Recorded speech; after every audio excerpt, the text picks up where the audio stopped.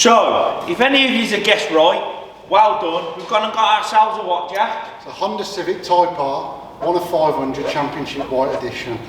Rare rocking also there. We've also read up that they do, in every version of the Type R, they do a version of the Championship White, don't they? Yeah. And where have we got it from? Copart, as we always do. We're always looking for a little rare beast from there or something. Yeah, so yeah, let's have a little look around. That was too much for you. Surround me through my mind. Leave your different by my side. That was too much. That was too much for you. If you want to know what makes this different from a regular Type R, as you can see, it's white. It's got the white wheels and it's got an LSD. And this particular model is number 187 of 500, so that's a good number. It's the murder number in America. So on first inspection, the brunt of the damage is to this corner here. We can't actually find anything else other than on the other side that I think it's give the bumper a shove and not the arch out of line of it. As you can already see, safety devices have done their job, airbags have deployed, seat belts have locked on impact, so yeah.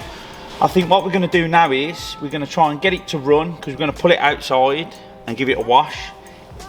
In Copart, it does say runs dries, but we did notice in the pictures that it wasn't idling at all. So who knows? Yeah.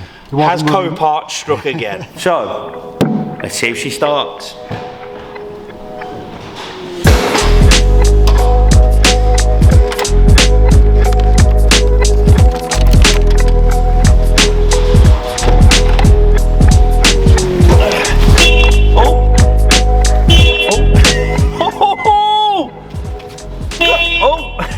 Got over half a tank. Them cheeky buggers down at Copart normally nick them up. They normally nick that fuel. It's dangerous. That's why they can't leave any fuel in it.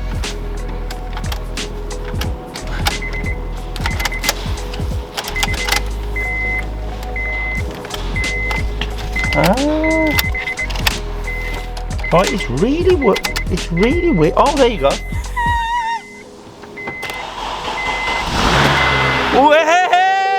Hey!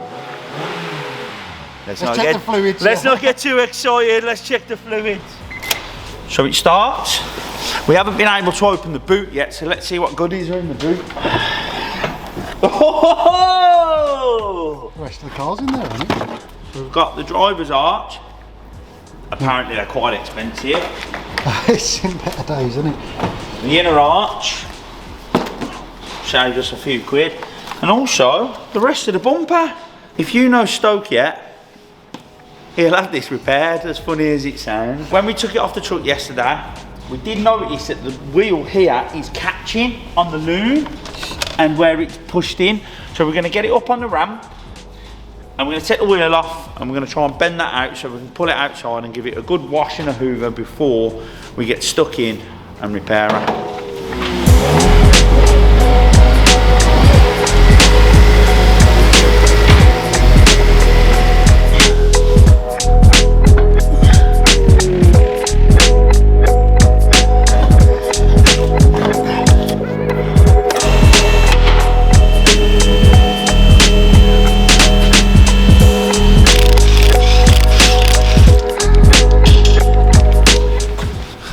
Locking wheel nut, which is a first. I've never seen one like that. It's just got more sides to it. Right, first thing we noticed, got some nice little space on them. We're keen on spaces, aren't we? Second thing, obviously you can see where the metal is rubbing against the tyre. This, that, and also I think what it's doing is rubbing on the back of the loom basically, so we need to make sure that's not all knackered.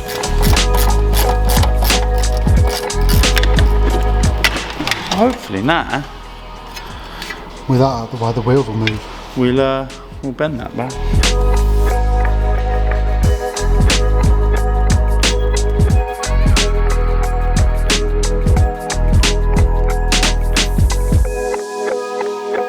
Yeah, we've got this out of the way, we've moved that out of the way. First glance, we think the wheel's okay. Doesn't seem like there's any buckle. Spin it again for me. Could be wrong. Who knows?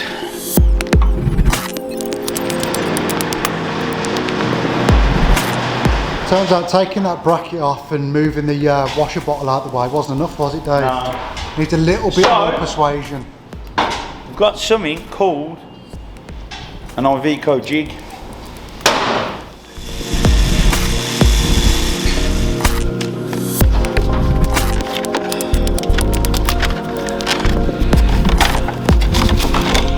Will this work? It won't.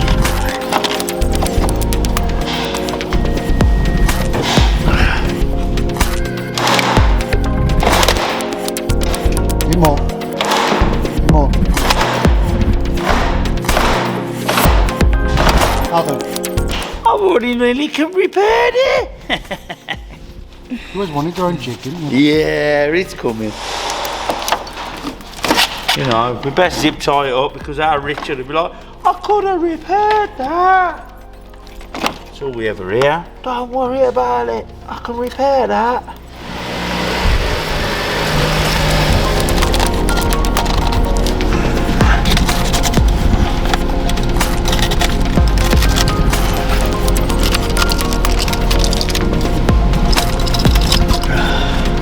Thank God it stopped leaking at me now.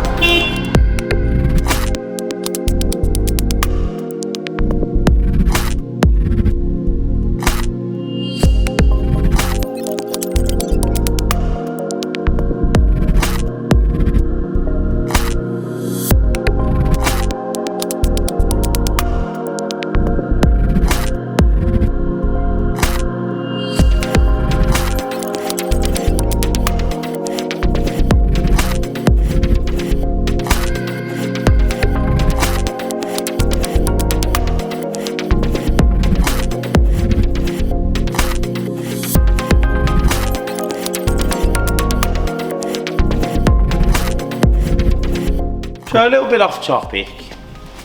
Dave's amazed. Yeah, honestly, this is quality. So me and Jack have just been hoovering out the back, and Jack says, "Is there something missing there?" And I went, "Yeah."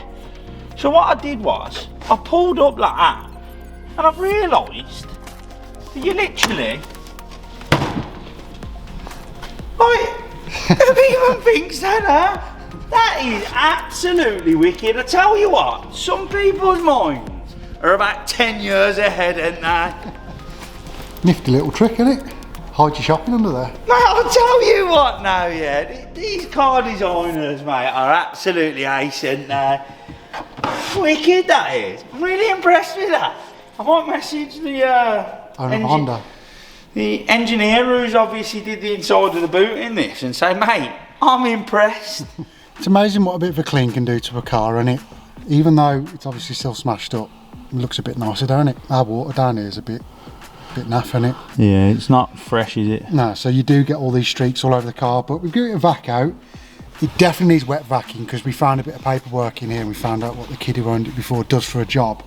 And I think he liked using it for a work car, which didn't help. But no, it's looking 10 times better, and we can work in it now and work around it without getting absolutely filthy. The other thing we want to know, Dave, do you reckon we could find out who owned this and what happened to it? Maybe. Do you reckon he's watching? We know your name, we know where you work, so we could ring you up if we wanted to, but we'd rather you voluntarily come forward, or if you know him. And if you don't, we'll find you. Yeah, well, we know I've got a set of skills. taken Dave. But what are we saying then? What's next on the agenda? I feel like we should get stuck in and get it repaired.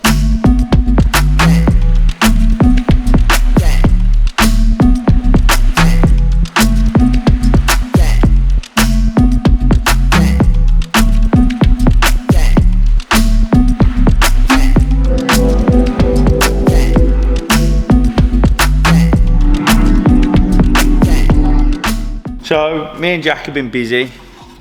As you can see, we stripped the main part where we thought all the damage was.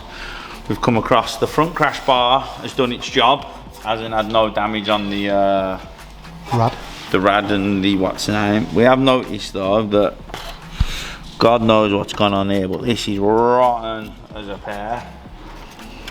So what I think we might have to do is get one of them and re-stitch that in, which we didn't anticipate. And this is mangled. We've had to take this bolt off, that bolt off, and it's a good job there's two sets of eyes here, because I don't think I can remember how this goes back together. You're only good at taking things apart, though. I'm wicked at taking things apart, mate. But yeah, what we're going to do now is going to get a drill bit. We're going to start unstitching all that, because we've ordered this part, haven't we? Like the whole of this, so then we're just going to chuck that off. The loom's in a bit of a sorry state, so the same bloke who's sending us this is cutting the loom there and sending us all this, so then we can sort that out. And yeah, I think that's it, ain't it, Jack? These clips are all right, ain't it? You know when it just comes apart?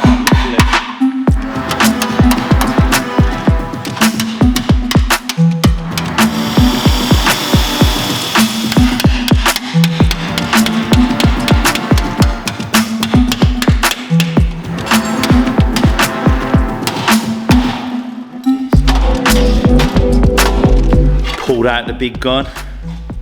Safety first.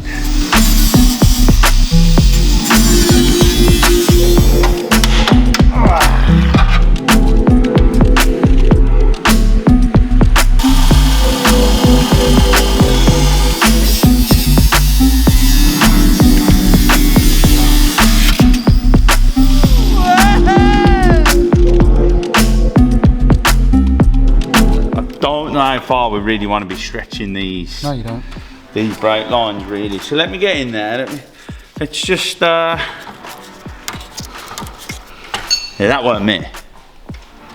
No, that weren't me. That ain't a chop mark. To be honest with you, I think I'll just take them off.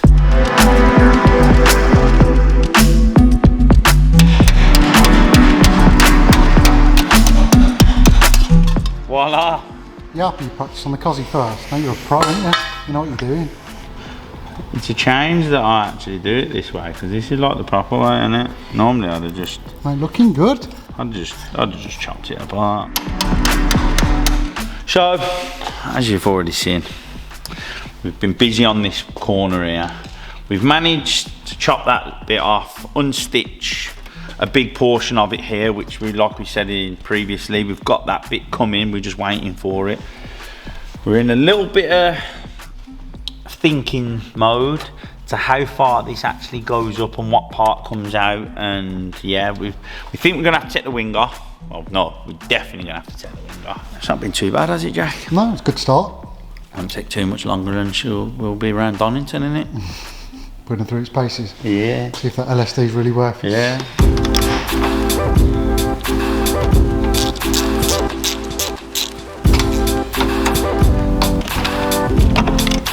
I hope you're remembering my horse codes. Yeah. Voila!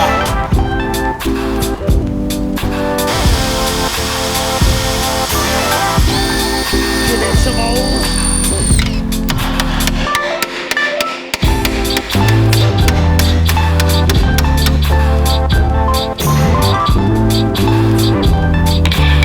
So what we're about to do is drill a small hole, then we're going to drill a massive hole. To get to a spot weld. Otherwise, if we don't do it this way, I know it seems like a bit of a bodge. If we don't do it this way, we've got to unstitch all this. Although I could unstitch that and bend it up a bit.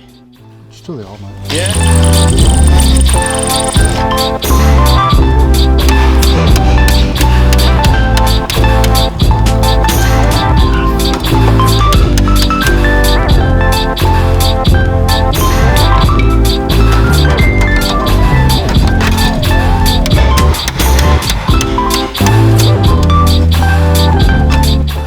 Literally just on that there.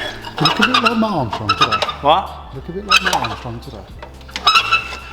Wish I had a GT3. Because for some reason, there's another little flinch on it. Flinch. Flinch, yeah, lots of flinch in it. Flitch. Flinch. Flitch. No idea. Oh, I don't know. I'd say it's defeated you, but it has it.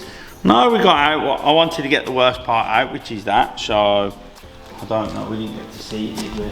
This was the worst part of it that we've unstitched. That went up there somehow, and in there, and over there, and It is mangled, weren't it? yeah, look. I don't think that's factory. So we're going to stop here now for this because we don't want, literally, we could go all up here, all down here and everything. Before you know it, we need a whole new front end probably with me and Jack loose. So we're going to stop there with this part. And I think that's it for today. Yeah, happy Jack? I'm happy. So like, follow, share and subscribe. Just keep on loving it, man. Hopefully you love this. See you in a bit. You want to do it? Just say something to me a sec. Oh, what do you want me to say, Jack? Just anything. Just want I've to just see. said something, can I? There you go. Do you reckon that looks alright? I think so, yeah. Is it recording? Hang on. And Dave had the pleasure of doing a 7-hour round trip to Copart in Colchester, didn't you? Tell you what, my back end are feeling it.